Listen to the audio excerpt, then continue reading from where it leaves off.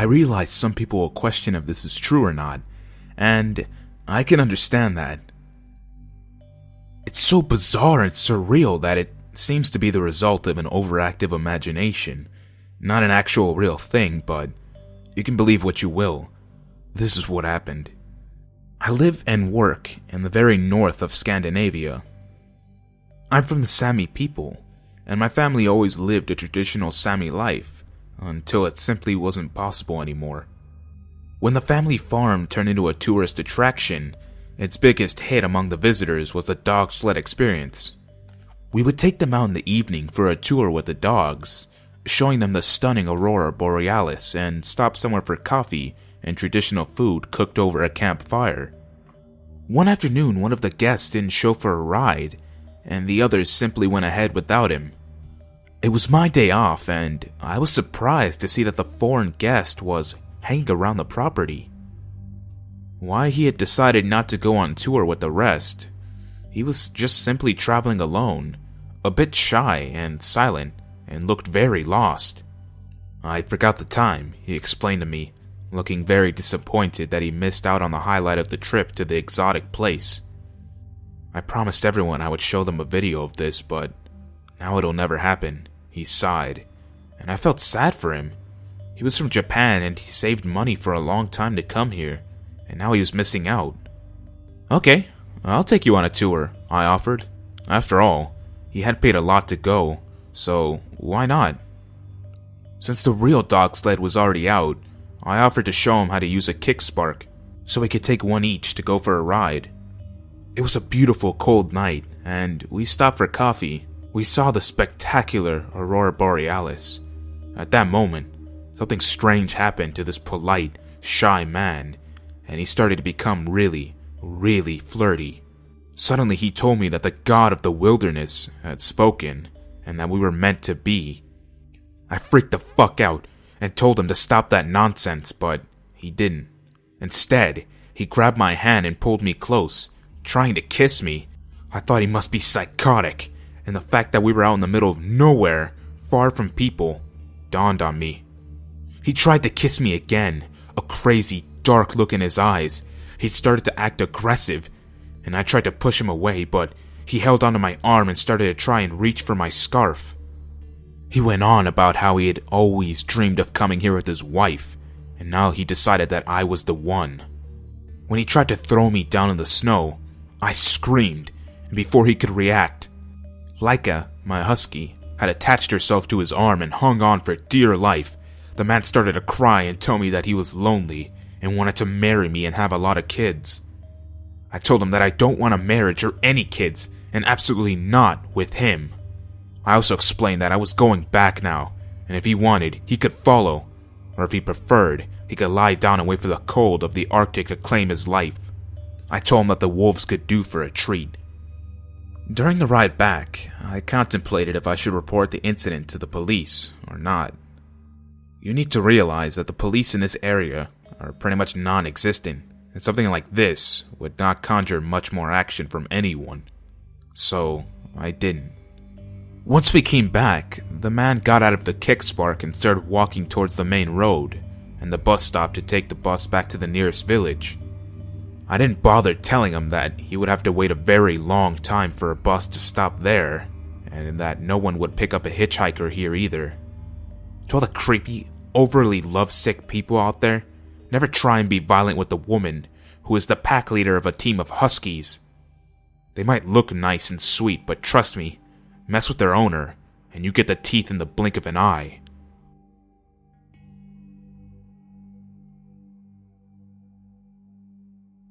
When I was 18 years old, I worked as a lifeguard in Toronto, Canada.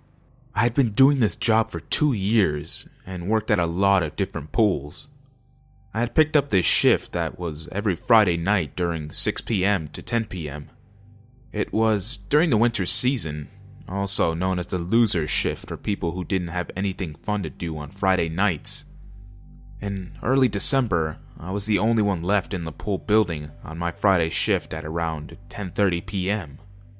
The pool building is attached to a main community center that has an ice rink and a gym in it. But the pool building has a completely different entrance and parking lot than the community center. Anyway, I was about to lock up and drop the key off at the main building when I saw a girl waiting outside in the parking lot. She was around 10 years old, and I recognized her as one of the usuals who came to free swim during my shift. I was about to ask her if she wanted to come wait inside because it was freezing outside when the phone rang. I went back into the staff office to answer the call, and after I was done, the girl was gone. I assumed her parents had come to pick her up or something logical. I then grabbed my stuff, turned the lights off, and locked the door to drop the key off and then walk home. I was walking across the parking lot for about 15 meters when I heard a faint, muffled scream. I turned around quickly and saw a truck idling at the far end of the parking lot. It was kind of far away, and I had to squint my eyes to see what was going on. To my horror, I realized a man was bent over and struggling to get something into his trunk. I moved a little closer towards the truck and saw that the man was wearing all black and had a scarf covering half of his face. Then I saw a girl's arm trying to hold the trunk open, while the man was trying to shut it. She had her legs sticking out of the trunk too, kicking and also holding the trunk door open. I recognized her as the girl that was waiting outside before. I noticed her bright pink winter jacket. 2 seconds after I realized what was going on, I started panicking and looking for my phone in my bag. The parking lot was completely empty, other than that one truck. It was dimly lit, and the ground was very icy. I looked up once and found my phone at the bottom of my bag. The man stopped struggling to get the girl into the trunk and turned to face me. As quickly as possible, I turned around and started running back to the pool door. I looked over my shoulder while I was cautiously running, trying not to slip on the ice. He was charging towards me. I was about 10 meters away from the door, and he had gotten significantly closer to me. I started screaming, but it was hard to scream while running. I got to the door and struggled to get the keys out of my coat pocket. He was about 5 meters away when I unlocked the door and shut it behind me, then locked it. I called the cops on my phone and told the operator what was happening, and she said the police were on their way. It was terrifying to watch the man come right up to the door and try to open it, looking at me through the glass window at the top of the door. He banged on it and was yelling at me. I couldn't really hear what he was saying though. I then gave him the finger, and then I think he realized what was going on, and he took off. It was horrifying to be behind the building door and not be able to see what was going on with the truck and the girl. I heard sirens pull into the parking lot about 5 long minutes after he left. I then felt that it was safe to open the door and walk outside. When I got outside, the girl was running towards the police, and the truck was nowhere in sight. Turns out, he lured her into his truck, not really sure how, and then tried to abduct her. Once he stopped banging on the pool door, he ran back to his car, threw the girl out of the trunk, and then sped out of the parking lot to never be seen again. I gave the police my statement, and as far as I know, he was never caught.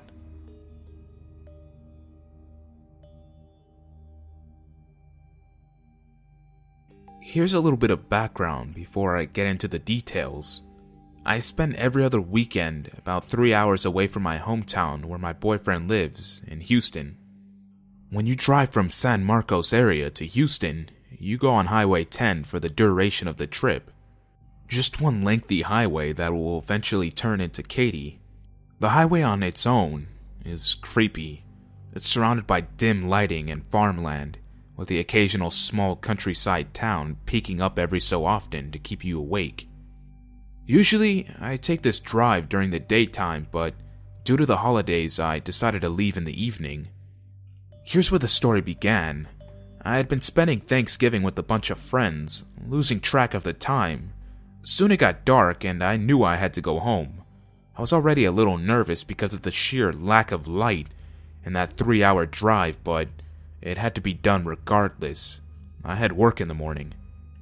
I got into my little car, filled up, and started that long journey. I blared some loud music with heavy bass, and the rattling was entertaining enough that the drive didn't seem that bad. I was halfway down this long stretch of road, with only an hour left. That's when I noticed someone with their brights on and blaring coming up from behind me. I move over to the other lane, and this car was obviously in a hurry, and it wasn't in the mood to keep him from his destination any longer. A normal person would take this chance and speed along past me, but the car moved into my lane. I was confused, but I had cruise control set, so I tried to ignore the blinding lights in my mirror and kept going. Every so often, I would dare to peek up and this driver would still be behind me. They were awfully, uncomfortably close. That level of close where the rebel in you wants to start pumping your brakes to see if they will back off. Eventually, I tested it and started tapping on my brakes. Just as I'd hoped, the car added some distance. I was thinking that this little road game was over, so I continued on my way. I mean, where else was I supposed to go but forward? It was a Sunday after Thanksgiving, so the roads were pretty empty. It was easy to become acquainted with your road neighbors, and I could just tell this driver was not exiting. Cars would come and go, but an hour passes and they were still behind me. No biggie, I would think to myself, and soon I had to exit and make my way off the road and continue through Lulling. One of the smallest towns I've ever seen, and not a normal destination. Surely they will keep going on the highway, but they didn't. I took that dark exit, and my new friend followed me. Thinking it was odd, I had my voice recognition text my boyfriend. It was more in light humor, and in an attempt to not worry, reassuring me that I got a message back that it wouldn't be a big deal. I sighed and kept driving, reminding myself that they were going somewhere else and will turn off soon. Though, as soon as I turned far away from the main road and onto a farm road that would take me home, I had my follower close behind me. By now, the brights were still on and seemed even brighter. The car was inching closer and closer until they were at an uncomfortable distance and the lights were filling my mirrors. If it wasn't bad enough, they now had a habit of turning those horrible lights back to dim, then bright again, flashing, as if trying to flag me down. There was no way I was stopping. No thank you. At this point, my heart was racing. I've seen too many episodes of CSI and the like to keep calm. I've been driving for well over an hour. There was no way someone this huge would have the same exact destination as me. My town was a small college town, and the odds of someone at the same time with the same destination as me were slim to none. Granted, maybe I was overreacting. Either way, I can't lie, I was nearly in panic behind the steering wheel. I kept driving forward, my eyes almost glued to the rearview mirror that keeps my friend in view, hoping soon I'd see those blinding lights turn off at each driveway I pass. The front of that car so close that if I tried to stop, I fear it would cause a car accident. Soon, I came across my town. While it usually is a welcoming sight after a long drive, I'm stumped at what to do. There is some stranger that has been tailing me with no end in sight. I've seen those shows. I'm not supposed to just lead some crazy person to my house in the middle of the night. I don't know anyone else, or where to go, so I turned off quickly onto another back road, behind our neighborhood mess of a Walmart. I keep going until my apartment is well in view.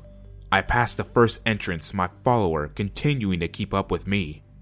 Soon, I was just desperate to get home, and all logic went out the window.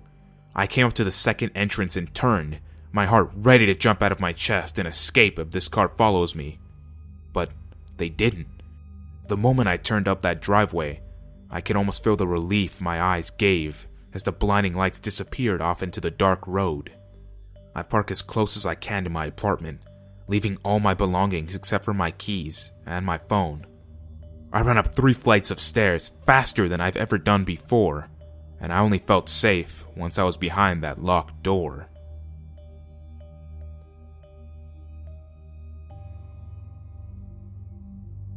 So I'm gonna start with a little bit of background information about myself.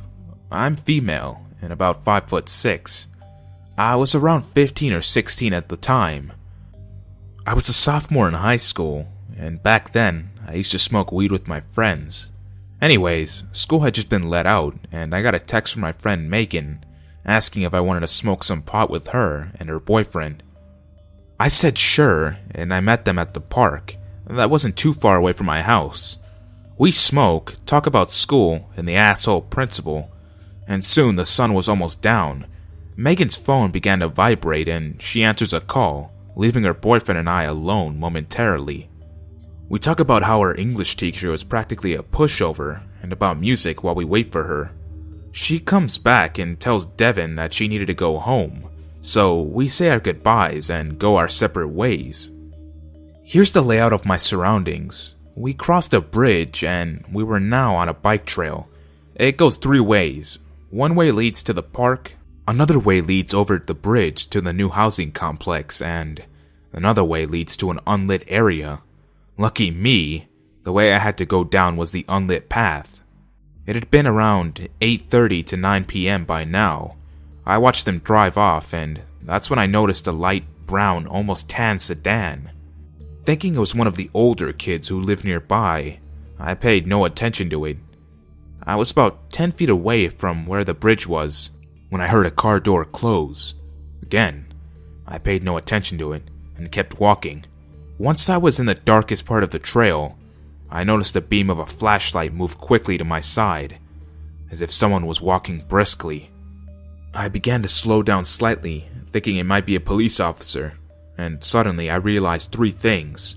1. If this guy was a cop, why didn't he stop me before I got into the dark part of the trail? 2. If he was a cop, why didn't he say something like, "Stop, police"? 3. If he was a cop, why didn't I see his cruiser? I immediately picked up my pace and began walking faster. It was fall, and I heard the leaves crunch beneath my feet, and his.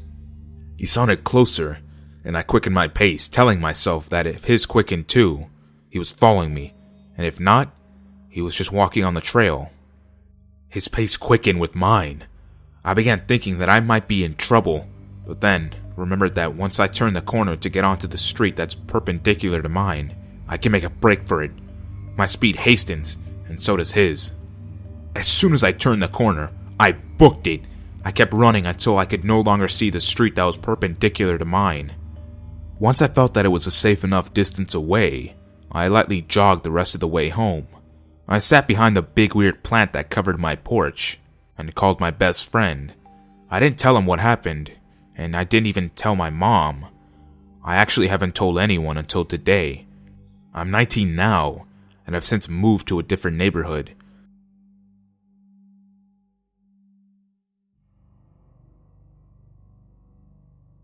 This happened to me last August. I had just moved about 300 kilometers south of my hometown in Sweden, and was gonna start university. The kickoff started a week before classes, and lasted for 10 days with activities during the day and evening the first week, and just evenings the second. It's a great way to get to know your classmates, and every activity is optional. Each night during the kickoff, we went to the nightclub, which is for students, by students, and is open every Wednesday during the school year, and every night during the kickoff, except for Friday. That's when this encounter happened. Instead of the usual nightclub, there was a pool party and the local swim hall with inside and outside pools, and a big tent outside which was filled with foam where you could dance in your bathing suit. It was really fun, and me and my new friends had a great time. It was after the pool party when things started to get a bit creepy. I didn't live close to any of my new friends and was gonna take the bus home to my student apartment that I lived in. It was a 30-minute bus ride, but I wasn't alone. Since the apartment I lived in was in an area with a lot of other students, there was at least 40 other students on the bus. That, however, also meant that I had to stand up quite close to the front entrance. After a couple of stations, we arrived at the one in the middle of the city. It was around 2 a.m., and some new people got on the bus. During one hard turn, One of the older men who had gotten on the bus accidentally stepped on my foot. This man was very intoxicated and smelled quite bad. He was also wearing a worker's outfit and had probably gotten drunk with some other friends after work. When he apologized for stepping on my foot, he tried to start a conversation with me. He seemed harmless enough, so when he asked a question, I answered. He asked me where I lived, which I answered the name of the area since it's a big one and he would never know my address. But when he started to call me his girlfriend and pinch my cheeks, I tried to get out of the conversation. I was a 19-year-old girl, was 60 kilograms and about 5'5". He was at least 40, and I only reached up to his shoulders. I almost started to panic, and I really wanted to get out of the bus, but since it was the last one for the night and still took too long to walk home, I decided to just ignore the guy. He started to get mad and didn't seem to understand why I was ignoring him. Finally, a guy my age stepped in and told the creep off. That guy was not the tallest, but still, he was very intimidating. He helped me get further back from the bus and away from the creep. When we reached the area where we lived, the older guy got off of the bus on the station before the last one where all the students got off. My heart was still beating faster from the incident. The guy who had helped me, whose name was Eric, didn't let go of me until we had walked the 200 meters to my apartment building. He made sure I got in before he went home. To Eric, who had helped me when no one else did, and whom I've been dating for a year, thank you so much.